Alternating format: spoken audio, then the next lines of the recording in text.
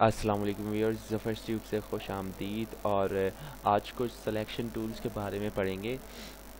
Selection tool में हमारे पास यहाँ पे एक टूल सेलेक्ट हुआ हुआ है फर्स्ट, जो रेक्टेंगुलर मर्की टूल है।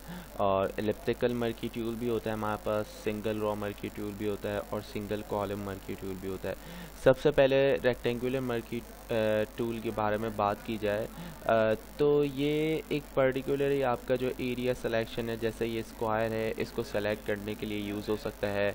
और इसके अलावा अगर आप जो है वो शिफ्ट की दबाते हैं तो ये देखें, ये आपके हिसाब से जो है वो एक जहाँ से आपने स्टार्ट किया होता है सिर्फ वहीं से एक एडजस्टेबल पोजीशन में जो है वो ये ड्रैग एंड ड्रॉप होता है। ओके। और अगर आप की कोई सिलेक्शन गलत हो जाए तो आप उसको दोबारा से जो है वो ड्रॉ कर सकते हैं इस तरीके से। अच्छा, अब ये आप देखेंगे कि ये जब आप अपनी कर्सर यहाँ पे लेके जाएंगे तो एक क्रॉस का साइन आ जाता है। ये यही बताता है कि आप यहाँ से कोई भी सिलेक्शन स्टार्ट कर सकते हैं। अच्छा, इसके अलावा आप इस सिलेक्शन को कहीं भी मूव कर सकते हैं, आपकी इस पे पिक्चर पे कोई फ़र्क नहीं पड़ेगा। अगर आपको जो एरिया सेलेक्ट किया है उसे मूव करवाना है तो आपके पास यहाँ एक पिक टूल होता है, मूव टूल, जिसकी शॉर्टकट की है वी। तो आप जब उसके साथ मूव करते हैं तो आपकी पिक्चर किसी भी एरिया में मूव हो जाती है। मैं कंट्रोल जी कर रहा हूँ और कंट्रोल